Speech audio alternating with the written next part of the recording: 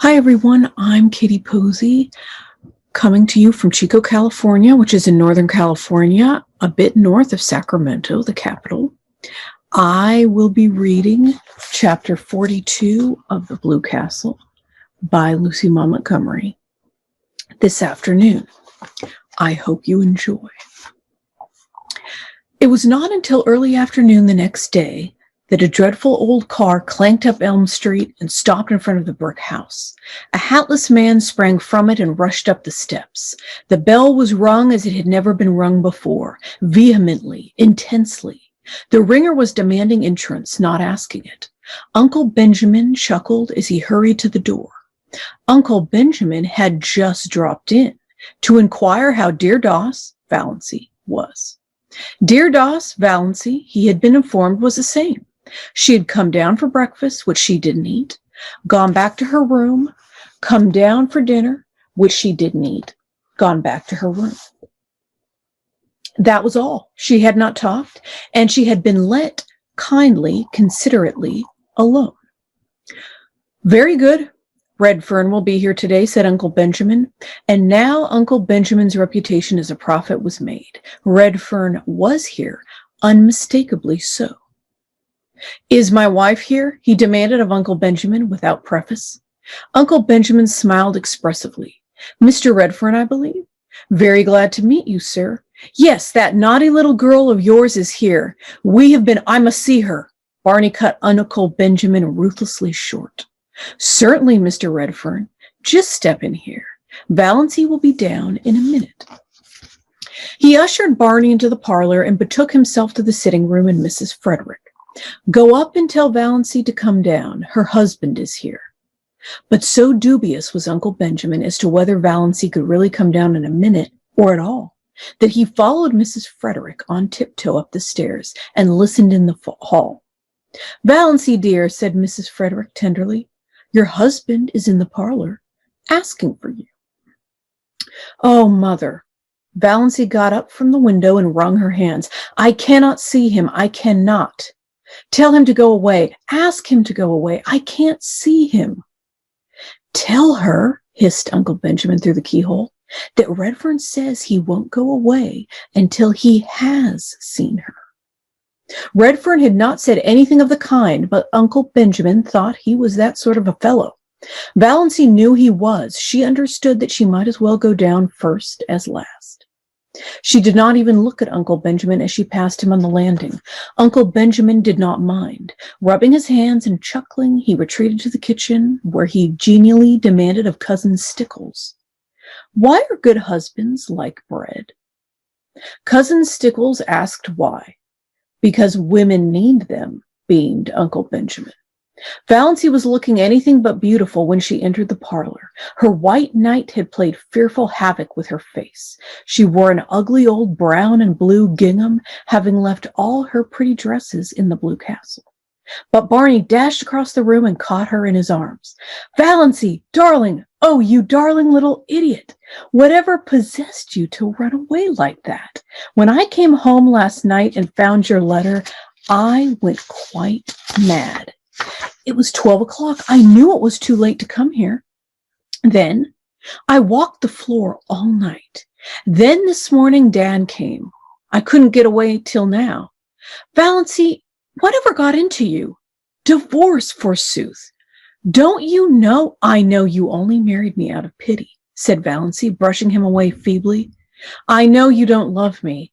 I know you've been lying awake at 3 o'clock too long, said Barney, shaking her. That's all that's the matter with you. Love you?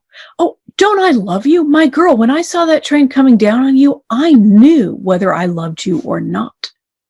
Oh, I was afraid you would try to make me think you cared, cried Valancy passionately. Don't. I know all about Ethel Travers. Your father told me everything. Oh, Barney, don't torture me. I can never go back to you. Barney released her and looked at her for a moment. Something in her pallid, resolute face spoke more convincingly than words of her determination. Valancy, he said quietly, Father couldn't have told you everything because he didn't know it. Will you let me tell you everything? Yes, said Valancy wearily.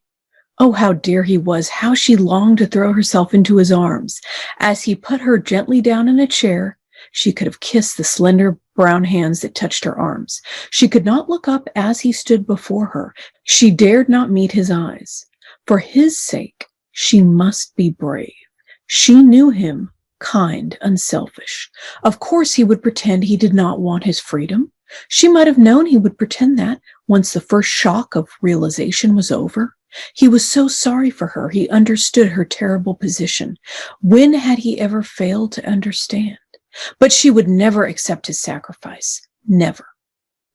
You've seen Dad, and you know I'm Bernard Redfern.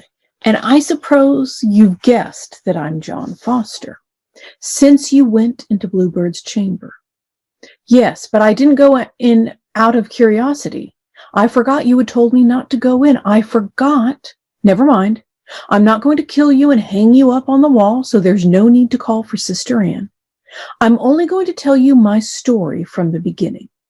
I came back last night intending to do it.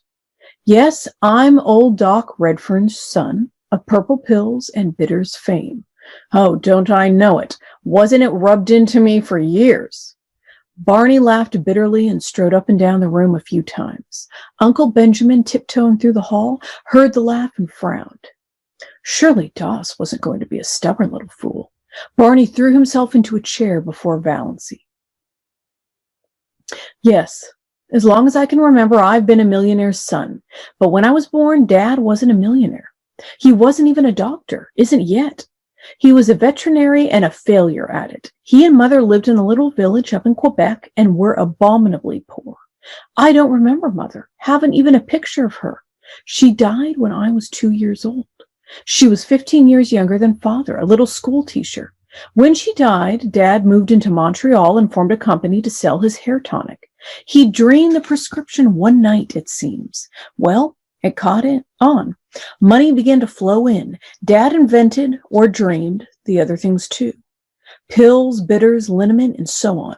He was a millionaire by the time I was 10. With a house so big, a small chap like myself always felt lost in it. I had every toy a boy could wish for, and I was the loneliest little devil in the world. I remember only one happy day in my childhood, Valancy. Only one. Even you were better off than that. Dad had gone out to see an old friend in the country and took me along. I was turned loose in the barnyard, and I spent the whole day hammering nails in a block of wood. I had a glorious day. When I had to go back to my room full of playthings in the big house in Montreal, I cried. But I didn't tell Dad why. I never told him anything. It's always been a hard thing for me to tell things, Valancy, anything that went deep. And most things went deep with me. I was a sensitive child, and I was even more sensitive as a boy. No one ever knew what I suffered. Dad never dreamed of it. When he sent me to a private school, I was only 11, the boys ducked me in the swimming tank until I stood on a table and read aloud all the advertisements of Father's patent abominations. I did it then. Barney clenched his fists. I was frightened and half drowned, and all my world was against me. But when I went to college and the Sophs tried the same stunt, I didn't do it. Barney smiled grimly.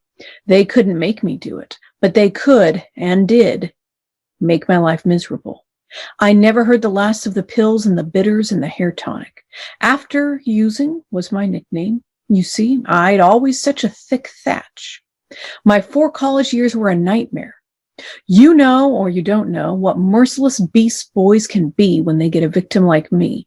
I had few friends. There were always some barrier between me and the kind of people I cared for, and the other kind, who would have been very willing to be intimate with rich old Doc Redfern's son, I didn't care for. But I had one friend, or thought I had, a clever, bookish chap, bit of a writer. That was a bond between us. I had some secret aspirations along that line. He was older than I was. I looked up to him and worshipped him. For a year, I was happier than I'd ever been. Then, a burlesque sketch came out in the college magazine, a mordant thing, ridiculing Dad's remedies. The names were changed, of course, but everybody knew what and who was meant. Oh, it was clever, damnably so, and witty. McGill rocked with laughter over it. I found out he had written it. Oh, were you sure? Valency's dull eyes flamed with indignation. Yes. He admitted it when I asked him. Said a good idea was worth more to him than a friend any time. And he added a gratuitous thrust. You know, Redfern, there are some things money won't buy. For instance, it won't buy you a grandfather.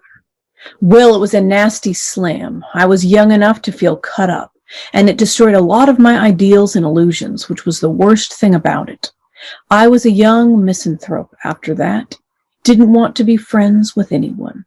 And then, the year after I left college, I met Ethel Travers. Valency shivered. Barney, his hands stuck in his pockets, was regarding the floor moodily and didn't notice it. Dad told you about her, I suppose. She was very beautiful. And I loved her. Oh, yes, I loved her. I won't deny it or belittle it now. It was a lonely, romantic boy's first passionate love, and it was very real. And I thought she loved me. I was a fool enough to think that. I was wildly happy when she promised to marry me for a few months. Then I found out she didn't. I was an involuntary eavesdropper on a certain occasion for a moment. That moment was enough. The proverbial fate of the eavesdropper overtook me. A girlfriend of hers was asking her how she could stomach Doc Redfern's son and the patent medicine background. His money will gild the pills and sweeten the bitters, said Ethel with a laugh. Mother told me to catch him if I could. We're on the rocks, but pa!